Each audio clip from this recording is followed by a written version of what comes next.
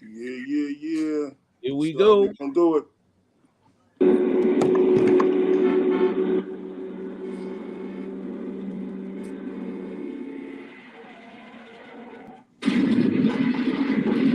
Yeah, Crash Radio, baby. Crash All Radio. right.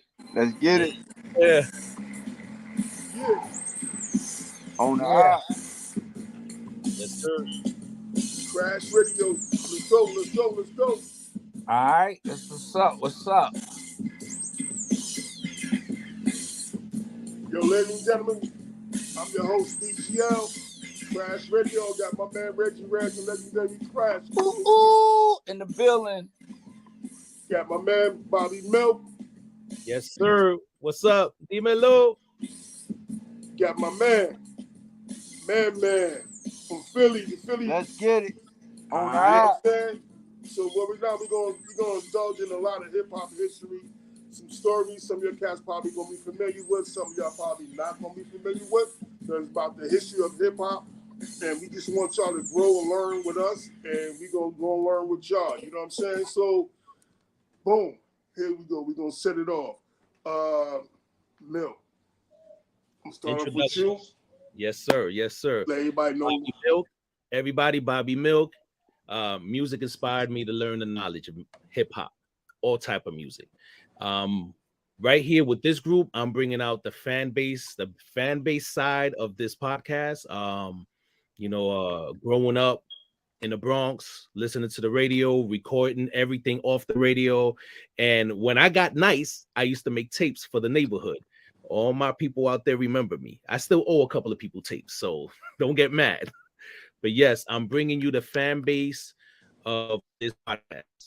That's it. Now I'm gonna pass it over to my man. Yeah.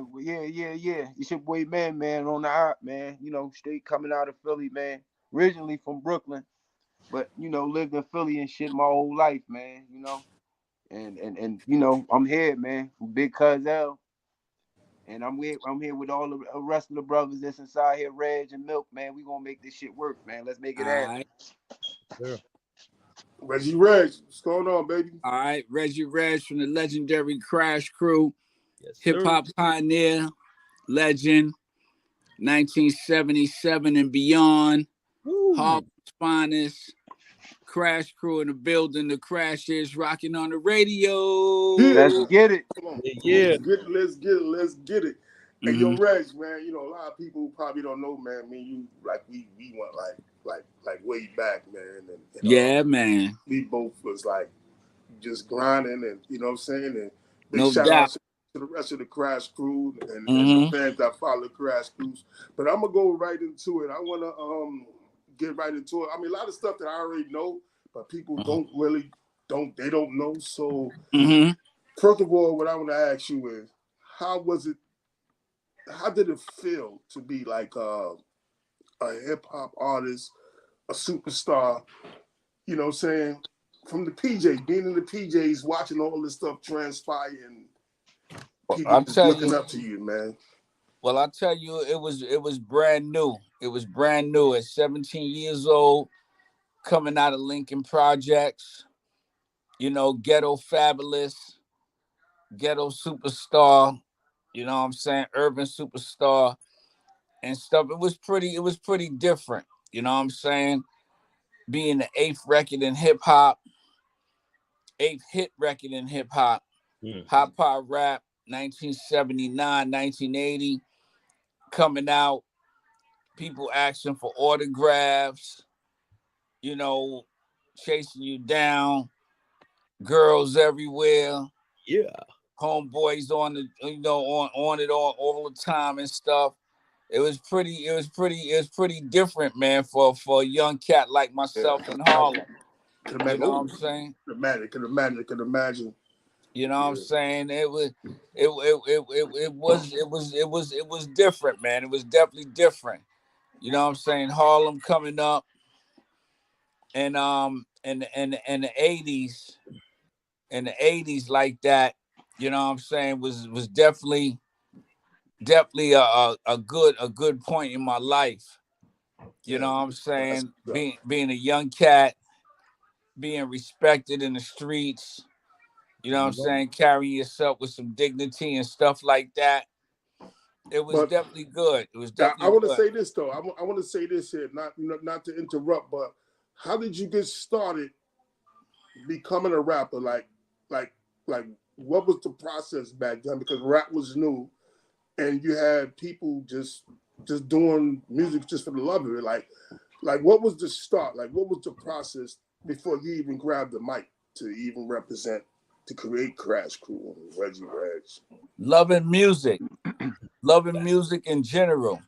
You know what I'm saying? Coming up on the Barcades, Lakeside, the Commodores, Earth, Wind and Fire, the Isley Brothers, Classic. the Jackson 5, when they was all 5 black brothers with real noses and stuff like that.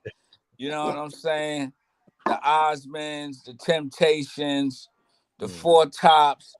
And the list could go on and on. Yeah, you know what I'm saying? Just loving music. As far as listening to WWRL, 1600, WBLS, Frankie Crocker, Hank Span, Jerry Bledsoe, you know what I'm saying? Old school radio like that. You know, my mom's playing records and stuff like that. Just loving music and stuff like that. And we started our Lincoln Projects carrying equipment for Mike and Dave. Mixmaster Mike and Disco Dave. We started carrying equipment for them to their disco parties and the projects. Hanging out with them, you know what I'm saying? Yeah. Watching them do their DJ thing. And then hip hop come along around 77. And we is like, yo, we can be another factor to your cause. You know what I'm saying? You guys do disco and we do hip hop.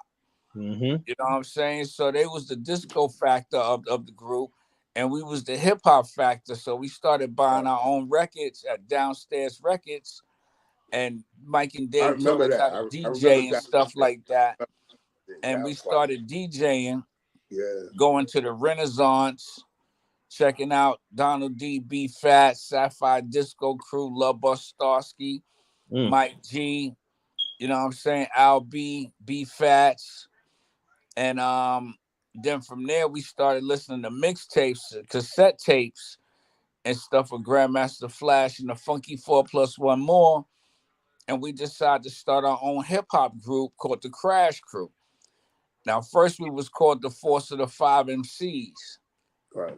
But then we changed that to the Crash Crew off of a mixtape that we did with the car crash sound effect that we had on it. It had a car crash sound effect on it. And everybody wanted that mixtape that we had with the Crash Crew sound effect with a car crashing. So we decided to call ourselves the Crash Crew. That's fire right there. And then I came up with the Crash acronym, the Cool Romantic Amazing Superheroes Crew. Right. You know what I'm saying? And that's how we came repeat to Crash. that one more time.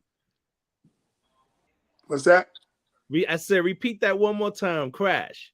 The Crash Crew, the Crash acronym, the Cool Romantic Amazing Superheroes Crew.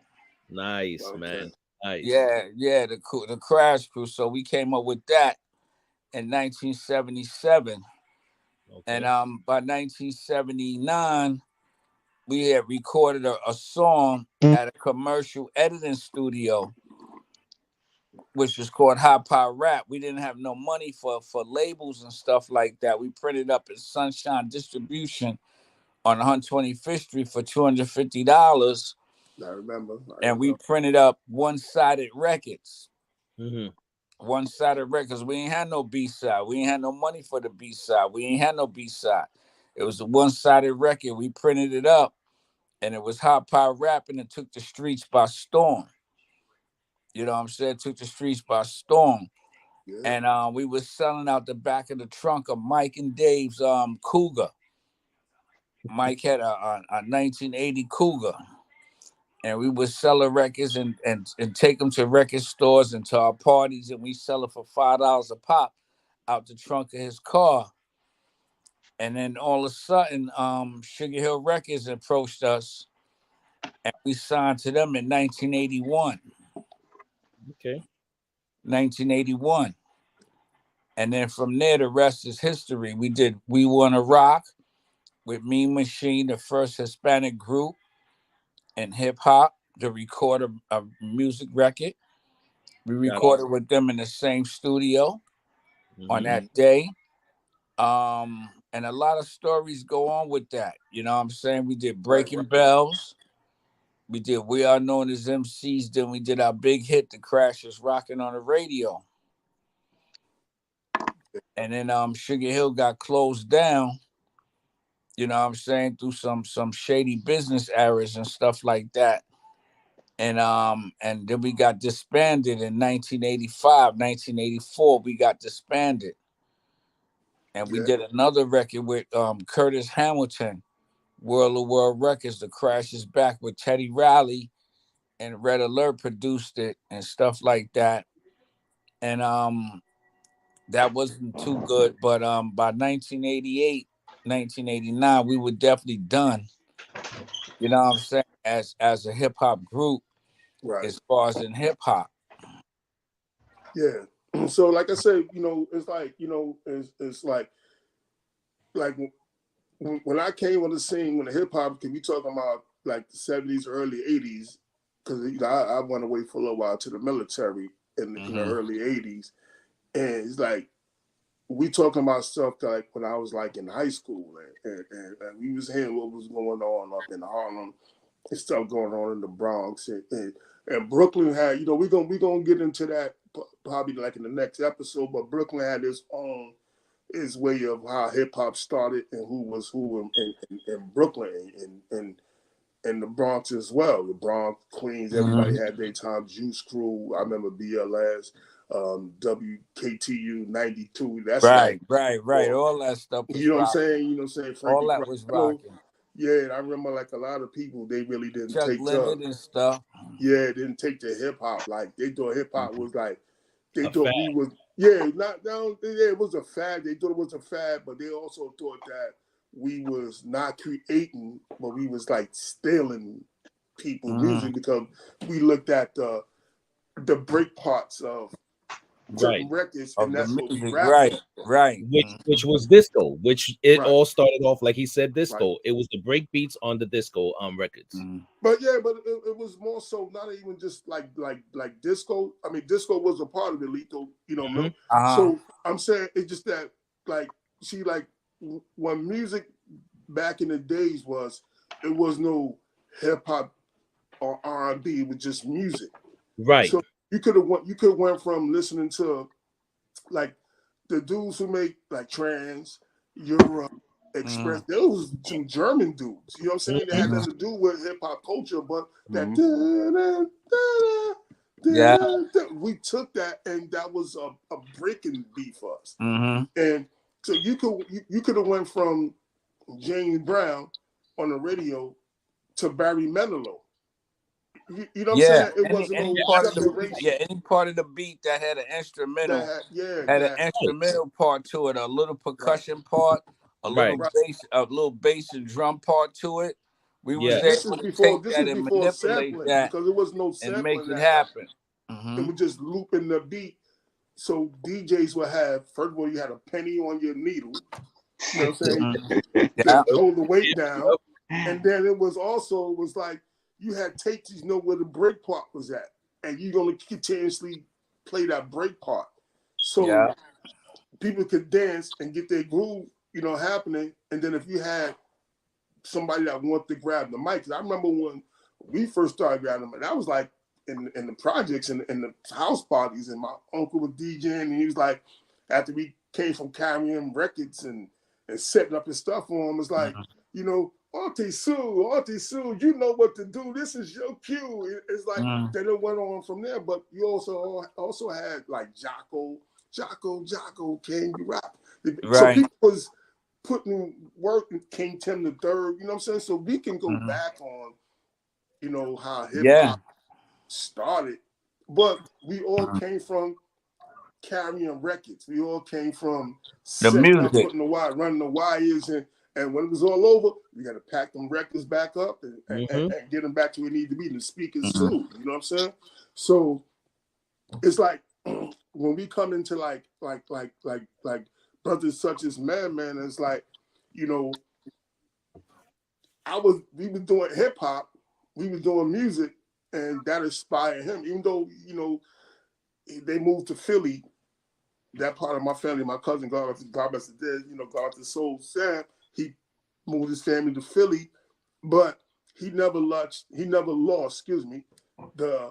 love of music and hip hop, and he passed it on to his kids. So a lot of people probably really don't understand or know. I ain't gonna say understand. Let me take that back.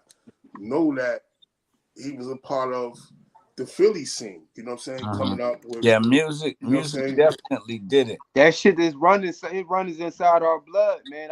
Before we got cut off, I was saying to that my father, he used to, hey, L, you inspired me with my first song, man. One of the first songs I ever wrote. You know, I always freestyle. You know, coming up in my era, it was freestyle. You know, we was doing freestyle. It wasn't like, you know, I wanted to get the essence of y'all era, you know, but you know, we come up in the freestyle era, and to write a song is kind of hard. You know, a lot of cats that do music, they can rap, but they can't write a fucking song to save their life. You know, and my father, he would play one of your songs, man, and it's a song you probably don't even remember that you done wrote that inspired me, man. You know, called Smooth Letter. You know. And I wrote a song called Love Letter, and that inspired me, man. You know. Yeah, I remember that song, man. That's what's up, man. And like, you know, like Milk, you know what I'm saying? And I'm gonna let him touch on some stuff, but like I used to like tell like Milk like stuff, like serious stuff that happened and how stuff used to be. He'd be like, yo, man, like, you know how you look at a person and you're looking like, yo, I'm really around somebody who was like, yo, you've been there. Really, you know what I'm saying? It's like, really like, deep into. Yeah, you know. No, and that's what I was saying. So just to jump off that is just like BGL would sit there. We'll be at work, we're talking, and he gets into his stories, and you be. And you see the little kid just sitting in front of the TV and he's just mesmerized on what he sees. His stories make that shit plays movies in my head. Like, and he's so detailed when he tells me his shit that I'm just like, and this is how this pretty much, and L, tell him, this is how this pretty much started right now. Cause I'm telling him, I'm like, yo, nigga, if you just sit down and just tell stories, like, and you could catch people's attention the way you caught mine, like, this shit is dope. Yeah. And this is how this podcast pretty much up. Like, I'm telling you, like, that's what I'm telling. Reg, I know, has stories. L, he proved to me right, like, a few months back that he could tell a story and I get mesmerized. I'm playing a movie in my head. And like Man said, you inspired him. And that's the whole thing when it comes to touch on the subject of music. Music really inspires people in a whole lot of different ways. You got actors that just, you know, just they grew up on hip hop and they blossom into that career. You got directors like right now, homeboy that you know, he was like he started off as a hip hop video. You understand what I'm saying? And he went into film, and then it's just like Man, Reg. I know Reg definitely, you know, inspired a couple of people. L, there's nothing more I could say. But it's the same thing like DJs. Now, just to go back a little bit with what Reg was saying is like, you know, who started off, you know, carrying crates and all of that with the hip hop. Like, I'm not going to call myself a historian. I'm just like a fan of hip hop. I love hip hop. I listen to every type of music, but, you know, hip hop, who inspired me into hip hop was my older brother listening to music. And all he was the same way. Shout out to Chad. The same was he loved hip hop. He's 7 years older than me, so he was already listening to certain things that you know. And the funny thing is, I grew up in '77. Reg started in '77. Oh, okay. You're still young, Reg. You're still young, Reg. Don't worry about it. All right. But you know, I grew up listening to that raw Run DMC. that, you know, the beginning of LL, Scarface before all of that, Ghetto Boys and all that other stuff. And like I said earlier, PSK was my first Philly taste of hip hop. And my thing is, it just grew from there. The same way, listening to the radio stations, listening to Red Alert, listening to Kid Capri, listening to BLS, Kiss, when Kiss used to play hip hop. And that's my love. Right. So, you know, Okay. and all I want to do is just give a shout out to DJ Kool Herc. You started off the house parties, and from there, that's where all the break beats started, the 2 turntables, and brothers like L, Man Reg grabbing the mic at a party and taking it off. So that's where it started. Yeah, So that's what's up, man. And to add a little bit more to it, you have to touch on the breakdancing, the graffiti. Yeah. All of that comes to one. It's out of the culture. Right. That's the whole thing, and that's the love. And growing up in the Bronx and watching the 2 train and the 6 train driving, you know, riding by and looking at all that tagging, it's just, to me, that was art too. And Definitely. the dope part about it is that we're doing this, and like Reg said, this is going to be a little conversation with everybody, whoever comes and joins us, all the guests, all the fans, at our authentic corner. Because when we sit here, when we sit here and we talk about hip hop 50 years, when everybody thought it was going to fade, we're here 50 years and we're about to open up a museum of hip hop. That's true. Like, come on, man, that's love right there. And every day, listening to all the artists that come out, come on, we still growing. And I say we because this is our world. You understand what I'm saying? And that's love right there. Hey, listen, from being down here in Philly, man, you know, a lot of these cats, man, is inspired by the city. You know, they're inspired by the New York. They say, man, that's the Mecca in hip hop. You know, a lot of the big known name cats, man. You know, from the Roots to the Tough Crew, you know, to State Property. You know, like a lot of these cats, they inspired by, you know, a lot of the artists that come from out of New York, man. It's like, like I was just thinking, I was sitting here thinking, like the last time, because me and Reg, we had this conversation before, it's like how 135th, I think it was 135th and Fifth Avenue was like the corner where everybody, Lincoln Project linked up to, like where they meet people, sign autograph. And the last time that we was there, we met up with Rob Bass and God to Dead, Easy Rock. And we was going to a show, you know what I'm saying, going to their show, because we were doing shows back and forth, and that corner was lit, you know what I'm saying? And me being from Brooklyn, from Bronzeville, being in Harlem and getting the love that I received being around, you know, Crash Cool, Easy Rock, and everybody, like it was like, I felt comfortable. I felt like I was home. Like this is what I was supposed to be doing. So, you know, throughout the years, me and Reg and the rest of the Crash Cool members, EK Mike C, Bag B Show, it just like, you know, y'all taught me a lot. You know what I'm saying? And to recognize that, first of all, you can't take what we do for granted. Right. Humility. It's the fans who make us who we are. You know what I'm saying, Reg? Humility. And consistency. Yeah, Reg. Yeah, I knew you got something to say. I'm sorry. Yeah, bro. Nah, humility definitely makes us the key. Yeah. I'm saying, go ahead, Al. Humility. So, yeah. So, you know what I'm saying? So, like I said, I learned a lot. And, you know, we all in some way contribute to the culture of hip hop. It's 50 years. It's like, wow, 50 years that it's been around that long. It's like, I'm starting to feel old. But I remember when, because me and Milk, we share a common bond. We both was in the military, right? We stationed in Fort Hood, Texas. I went in a little early than them because, you know, I'm a little old, just a little bit older. Just a little bit. Just not. And I remember how important it was to have mixtapes sent to me, like cassette tapes sent to me from New York. And my cousin, God bless his soul, rest in power, Isaac, is called Icky.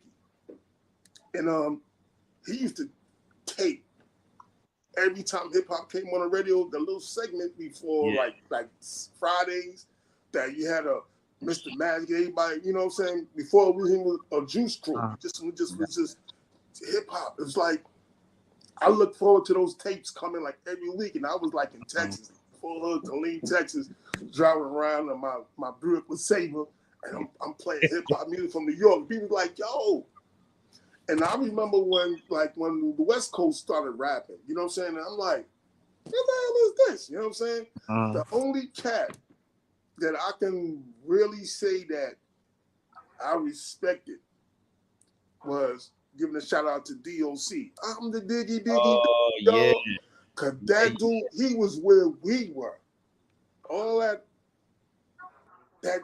other West Coast, I'm like, what the hell? Ice-T, I'm like, I get it.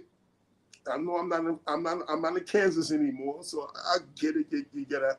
But then when Public Enemy came out, they influenced my whole way of rapping. Like, I just wanted to be militant. Like, I'm like, it wasn't about shooting, killing black people, and then the bees, and my girl was, and it was about like, yo, I want to do that.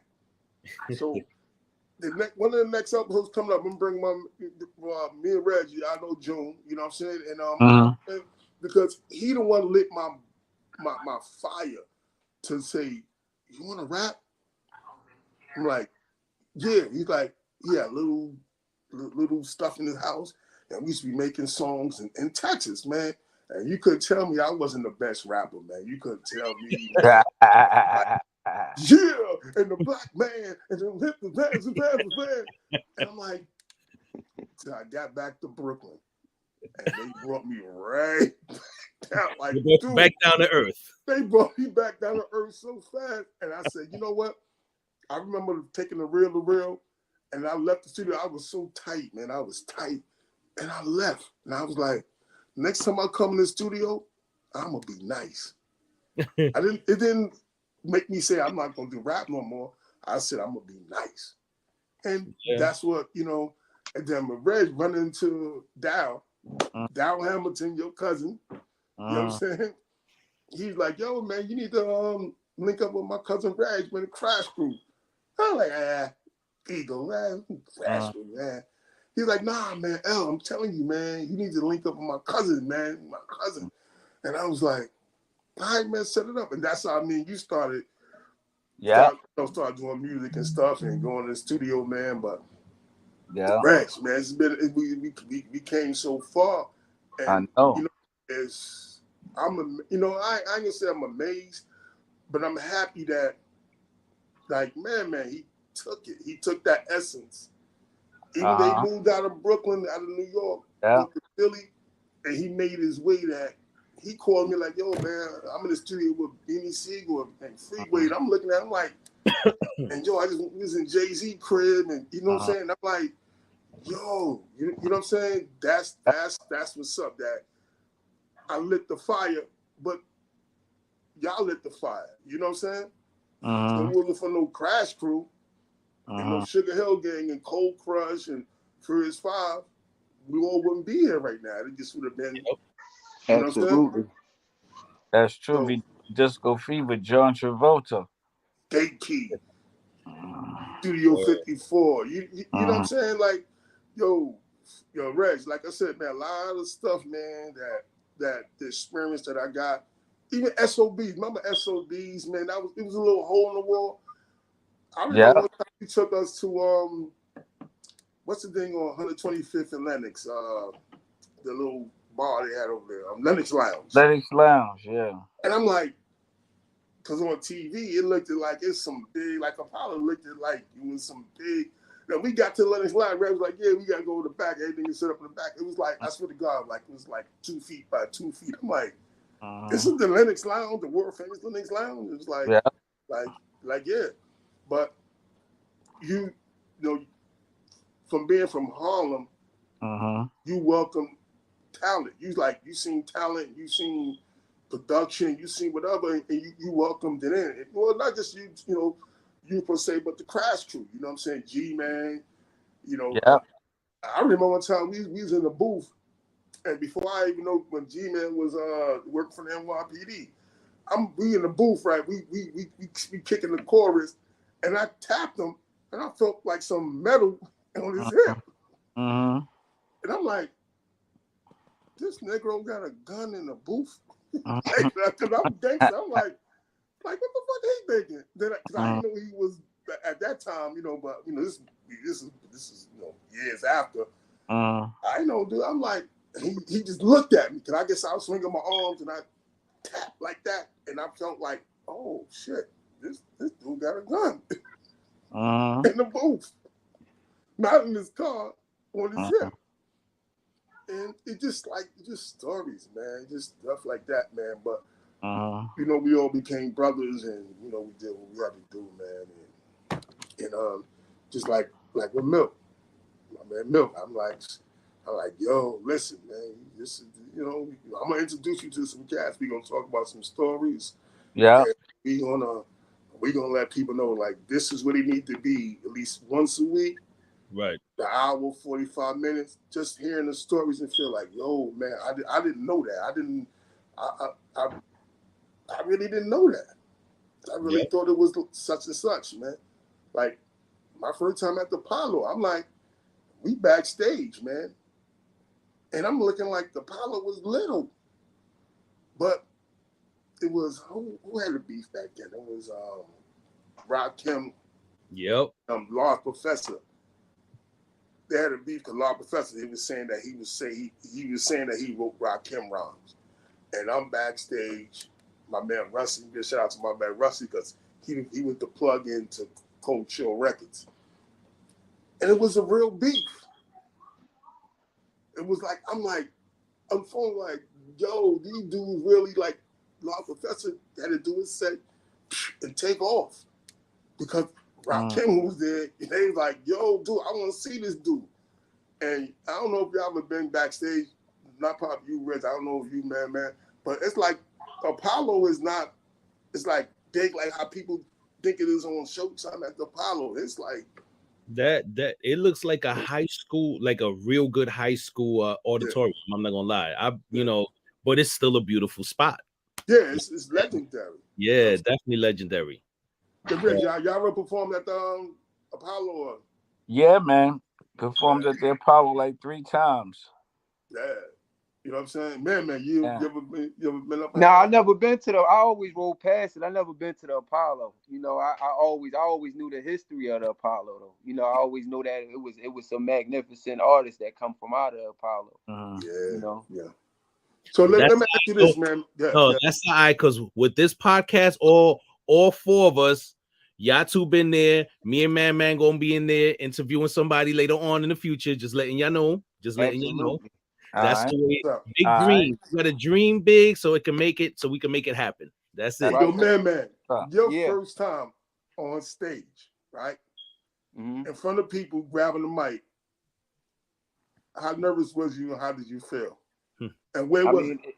I felt nervous, man. After a while, it just started becoming fun. It's like you got to block everything out. It's like, it's like it's like just rapping in front of family and shit, man. I was like, man, if I could rock a crowd, if I can rock make my family or make my friends and shit, if I can move them, then I know I can move any crowd that's in front of me. Right. One of my first shows that I did was out in Fort Worth, out in Georgia, and T.I. nephew, he called me and he was like, damn, you just did Fort Worth? I said, Fort Valley. And I said, yeah, man. He said, they didn't boo you? I said, no, they didn't boo me. He said, that's rare, man. He said, man, everybody done got booed inside of this place, man. And I know if you can rock a place like that, then I know that you can be able to control the crowd. And I took that shit to heart because it was like, he said, Outkast, T.I. He named a bunch of artists that then came before me, and he just told me like, man, you got some skills with you, man. If you can move a crowd, and you know, and they moving with you. You know what I'm saying? And that right there led to him giving me some beats that was, you know, that was T.I.'s beats, man. And you know, and I developed a lot of relationships, man, you know, from the South to the East. And you know, just this pretty much this love in hip hop, man. Mm-hmm. Hey, yo, the Rez, your first time on stage. I mean, not like doing a party. First time on stage, in front of all looking at y'all. Like, how was it for you? How was it? Man, I can't even remember that far back, man. I ain't gonna lie. I can't remember that far back. It had to be in Lincoln Projects, either in the park or in the center, in the community center. MC, and my first MC name was Reggie P.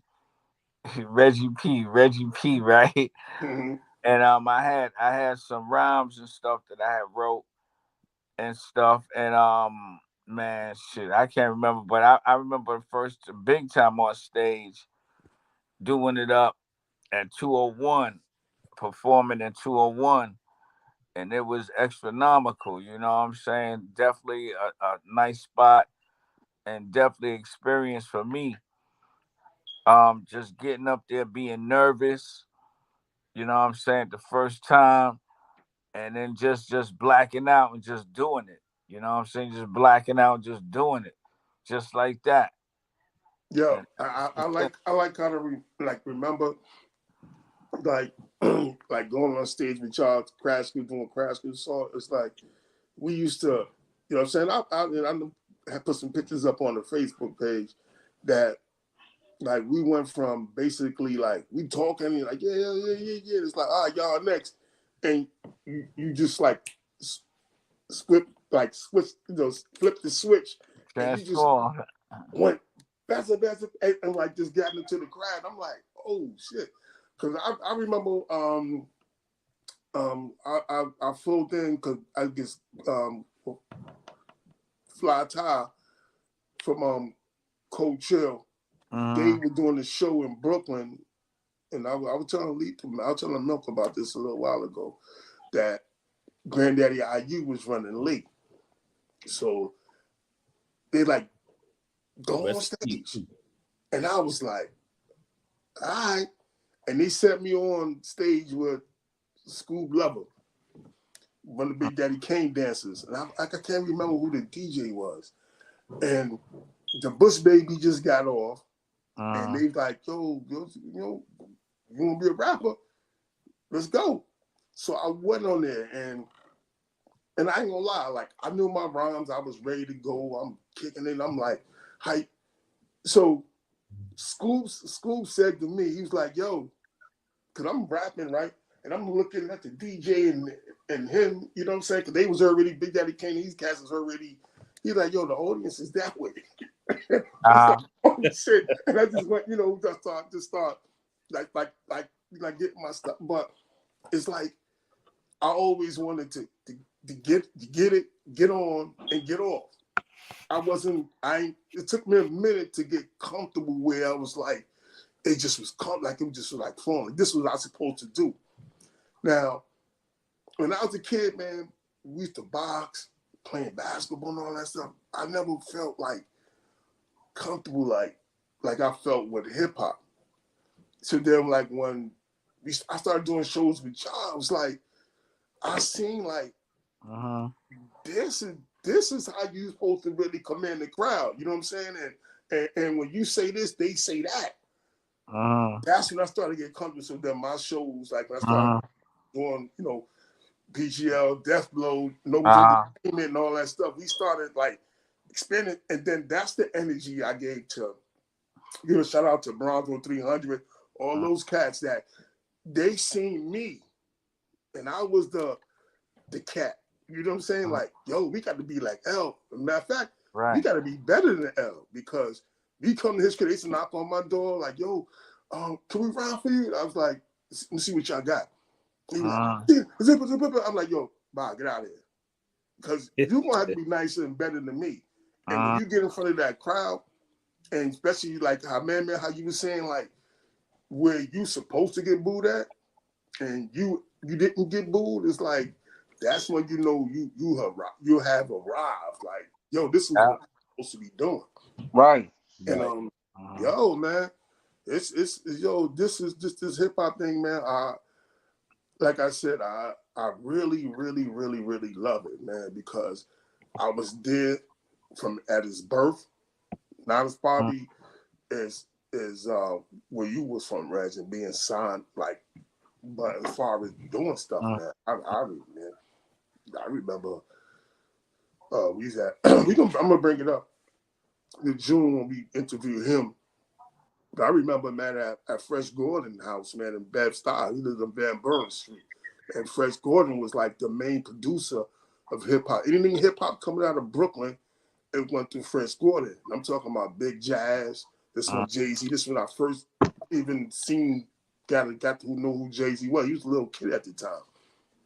And we was in Big Jazz studio in his basement, man. And I didn't be honest with you. That's when I came back from the military. I didn't know how to count a bar. They were like, yo, do 8 bars and then come in with the hook. I'm counting 8 seconds in my head, like thinking that's a bar. I didn't know it was 1, 2, 3, 4. So it was Jay-Z, it was Brothers from Another Planet. They came out with an album, they never really went back and went big. I think Jazz was there, and June and Fresh Gordon was engineering. And I stunk. I was like straight trash. And yo, I came out the booth, Reg, and these cats was on the floor laughing. They was playing Atari video games. And when I came out the booth, everybody was silent, looking up there, they would look at me, and they just started laughing. They killed them dudes on the floor laughing. I was so tight. I'm like, yo, man, give me my stuff, man. I grab take me like, no, chill, bro. Nah, you good. And I'm like, nah. And I said from that point on, next time I come in the studio, I'm gonna know what I'm doing. I'm gonna be nice. I'm gonna get nice. And that's why I got nice at that point. But it took that. And I don't know if you remember, Reg, me and you, we went to a Jodeci album release party. That's when Jay-Z had that joint with Foxy Brown. Okay, Illana. Yeah, and ain't no like the one I got. And we were downtown Brooklyn, and me and you went. And I ain't see like Jay-Z in years to that point, like years. Because now he's Jazz done fell off, and so he up in the party. He seen me and he recognized me. So he was like, "Yo, what up?" So I'm like, "Yo, what up?" That's why I asked Man about the clan music, the Soul Fantasy. He's like, yo, what's up, man? I was like, yeah, what up? He's like, what's good? What's up? What you doing? I was like, chilling, man. Reggie Reg. He was like talking to somebody. He's like, Reggie Reg from the Crash Crew? I'm like, yeah, that's me and Reggie Reg, my man. He's like, oh shit. Then you came over and I introduced y'all, and we were just chopping up a little bit, chopping up. And that's like the last time I really, really, really got like in a deep conversation, because then he just took off and he became like the Jay-Z that we know. Everybody knows today. But it was like we was there for Jodeci album release party. I don't know if you remember that, Reg. You don't remember? I remember that. I remember it. Yo, and it was like we were just hitting the streets. I'm like, yo, man, this hip hop trying to get your name out there, man. It's a lot of work, man. It's like you got to be at everybody party. You got to constantly politic. Yeah. And I'm like, shit, I thought you just come on the demo and a record label here and they go sign and you famous. Nah, it's work, man. You gotta go through the ranks. Yeah, it's work, man. You know what I'm saying? Yeah, but a lot of work. Man. But Reg, man, you know what I'm saying? Like I said, this is like the first episode of our podcast, Crash Radio. Want everybody to continue to listen in and everybody to continue to support us. And it's going to be a lot more stories because we got a lot of stuff to talk about. And like I'm saying, man, you talking about the whole Philly aspect of hip hop, even before, you know what I'm saying? Before it was a Beanie Siegel and Freeway on Cat, because that was his team that he was running with. And several times I done been up there. We done conversated and talked. Man, I met a couple of them, through him like that. So most of the cats that is basically through him. So that's why he's a part of our team, because that's another aspect of hip hop. And this is some more stuff that I want to get into. You know what I'm saying? Yeah. And and then the legendary stuff. Right, Reg, we got some stuff we gotta talk to the people about, man. Man. It's gonna be fun. And I just see it, man. I just see it taking off, man. I don't know how y'all cats feel. Mel, how you feel, man? I feel good. And like I said, it's as long as we continue being true to it, everything's gonna fall natural. It's just gonna go off. And before you even continue, I do want to touch on the one thing. We was in the military, and that right there, me getting out of New York and going down to Fort Hood, Texas, and listening to hip hop, that shit opened up my ears to a whole lot of, actually, a new world of hip hop. Because up in New York, staying stuck in New York, we wasn't gonna hear anything about UGK, at least at that time. We wasn't gonna hear nothing about Tila. If anybody knows Tila, you got 8Ball MJG, and so on and so on. You got a lot of cats, Houston and DOC. Shout out to DOC, because I love DOC. Said originally from Houston.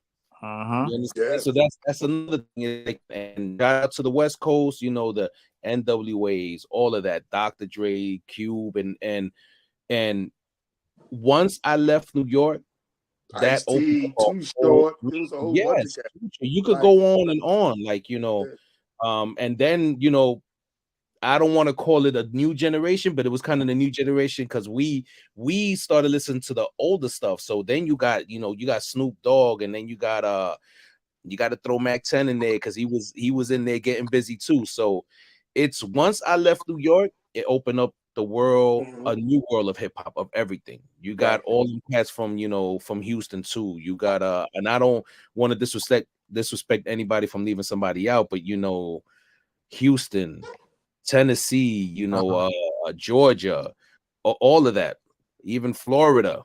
No disrespect, but it's like the hip hop branched out so much that it's like everything is a different sound.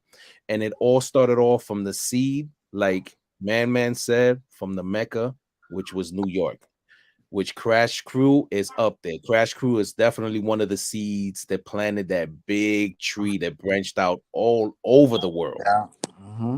And that's the whole point, that what we're setting up right now is we want to just make sure that we talk about everything and just bring all of you guys out, join us into the conversation. Once again, what is called the Authentic Corner. Let's just hang out. Authentic Corner, baby. Let's hang out. Let's have a conversation about what we love. Let's enjoy what we love doing. That's it. Shout out to everybody. Yes, sir. Shout out, baby. Shout out. Yo, man. Yeah. Peace and love, man. Yo, peace like and I love, said, man. I'm glad you joined the family. Oh, you know for sure. We gonna touch base. Hey, listen, we just getting started right here. This is Authentic Corner, baby. That's you know what I'm saying. That's what we represent. The Authentic Corner, Crash Radio. Listen, we're gonna only expand it, and I want people to understand, we're gonna touch on a whole bunch of stuff.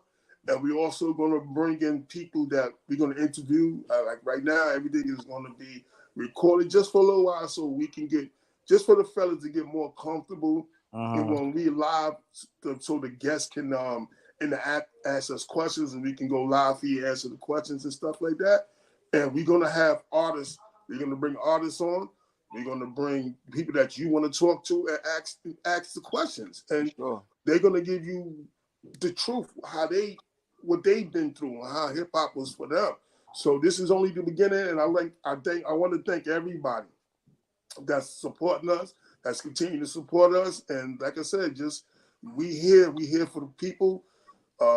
We here for each other. We love the community, and we're gonna do what we need to do so hip hop be another 50 years. Yes, plus 100 years in hip hop. Plus. Keep going. Reg, I hope you're there too, man. I'm here, baby. Nah, I'm joking, man. All right, man. So peace and love. We're gonna say peace. This episode comes to conclusion. And I want to thank everybody that, was here today and much love to y'all, man. Peace. Yes, sir. Peace. One more thing. As we sit there and we send out all these, I just want you guys to just spread out the word, man. Let everybody know what we're doing. If you know who loves hip hop as much as you do, like we do, just spread the word and just that's right. Give it to all your friends, yo. So like that, you can actually tag your friends, get into the next episode, and let's go, man. Let's grow. Let's grow together. Let's get it. All right. No Peace. doubt. All right. Peace, family. Yes, one love. One love. Peace.